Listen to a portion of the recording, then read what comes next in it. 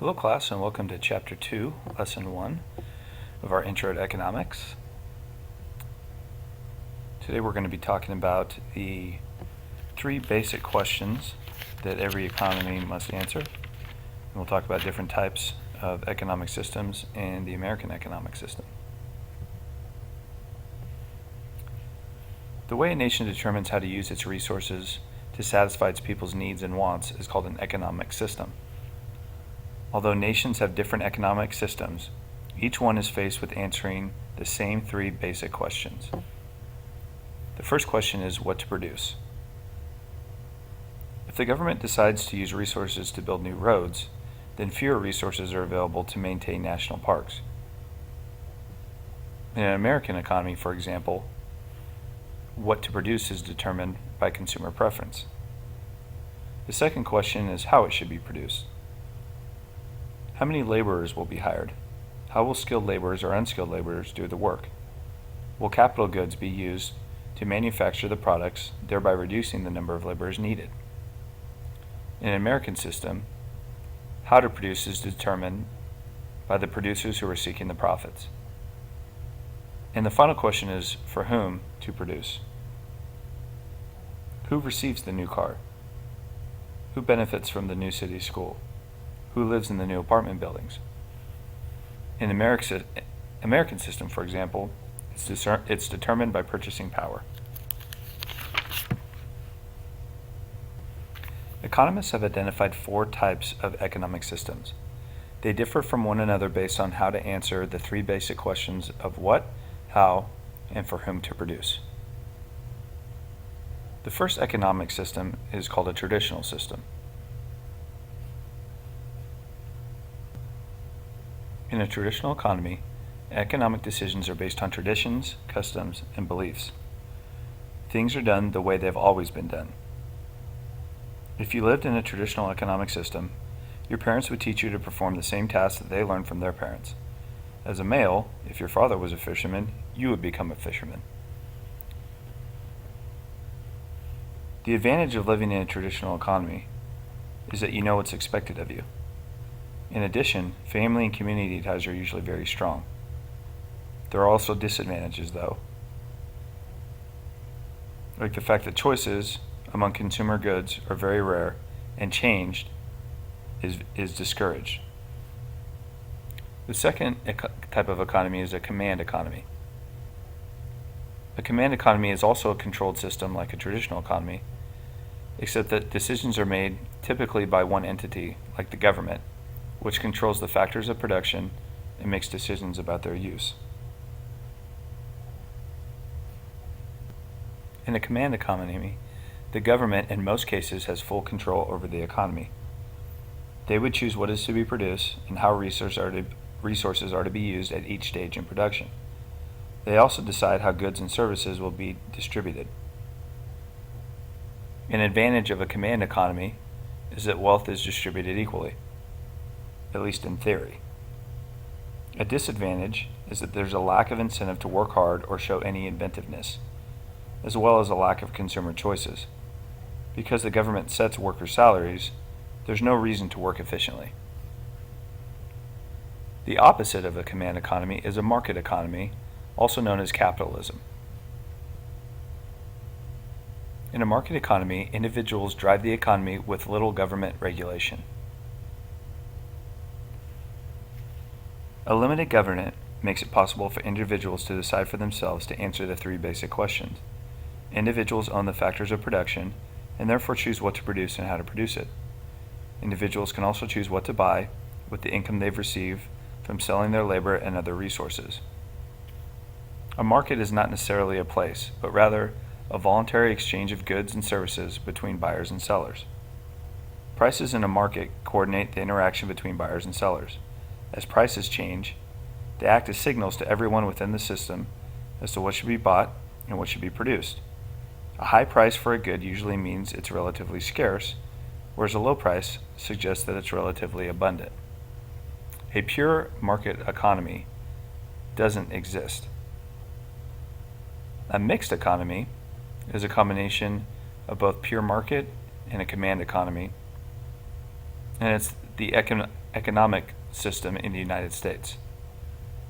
In a mixed economy, private ownership of property and individual decision-making are combined with government intervention and regulation. Most countries in the world have a mixed economy in which private ownership of property and individual decision-making are combined with government intervention and regulations. In the U.S., most decisions are made by individuals reacting as participants within the market. Federal, state, and local governments make laws protecting private property and regulating certain areas of business. Such regulations include certain environmental protections, safety guidelines for workers, and laws to protect consumers. As we talked about with the market economy, there are many advantages. People can choose their own career, spend income how they wish, own property, take risks, and earn profit. But on the flip side, there are also concerns about people who are too young, too old, or too sick to work.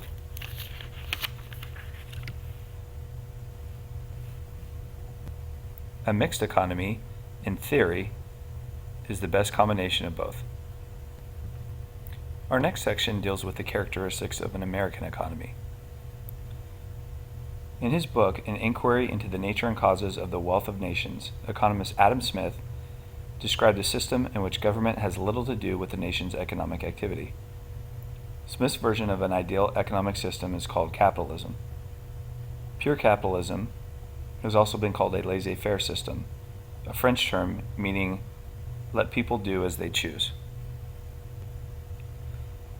Smith's ideas heavily influenced the Founding Fathers, who maintained a limited role in government. But since the 1880s, government has steadily increased its involvement in regulating the economy through the quality of various food and drugs or watching over the nation's money and banking systems. The federal government also uses tax revenues to provide social programs such as Social Security and Medicare. The limited role of government is just one of the characteristics of today's American economy.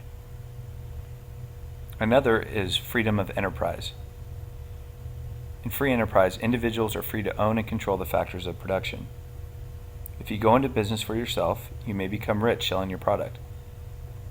Or you could lose money because you, or any entrepreneur, have no guarantee to success. The third characteristic is freedom of choice.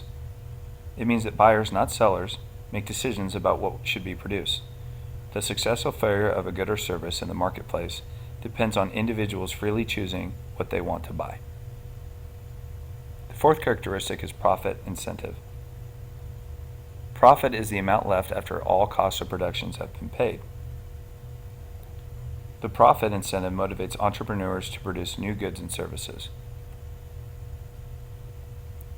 Competition is rivalry among producers of similar products to win more business by offering lower prices for better quality. The lure of profits encourages competition. Effective competition often requires a large number of independent sellers, which means that no single company can noticeably affect the price of a particular product or service. If one company raises its prices, potential customers can simply go to other sellers. The final characteristic is private property, or property that is owned by individuals or groups rather than by the government. You as an individual are free to buy whatever you have the funds to do so, whether it's land, a business, or a car. You can also control how, when, and by whom your property is used. There are 6 goals of free enterprise: freedom, efficiency, equity, security, stability, and growth. Americans have one of the highest degrees of freedom in the world to start their own businesses, to own private property, to make decisions in the marketplace, and to pursue other economic choices. Using our limited resources wisely is the goal of economic efficiency. Because of scarcity, if the factors of production are wasted, fewer goods and services overall will be produced. The third goal is economic equity, or that economic systems should be fair and just. That's why we encourage our policymakers to pass laws such as those dealing with equal pay for equal work, fairness in hiring practice, and help for disabled workers. Another goal is economic security. Americans want protection against risks beyond our control, accidents on the job, natural disasters, business and bank failures, and poverty and old age. Stability, to reduce extremes, ups and downs in the standard of living, is another goal. The standard of living is measured by the average value of goods and services used by the average citizen during a given period of time. It's basically the material well-being of an individual, group, or nation. And the final goal is economic growth, producing increasing amounts of goods and services over the long term. As the population increases, the economy must also expand in order to provide for additional needs and wants.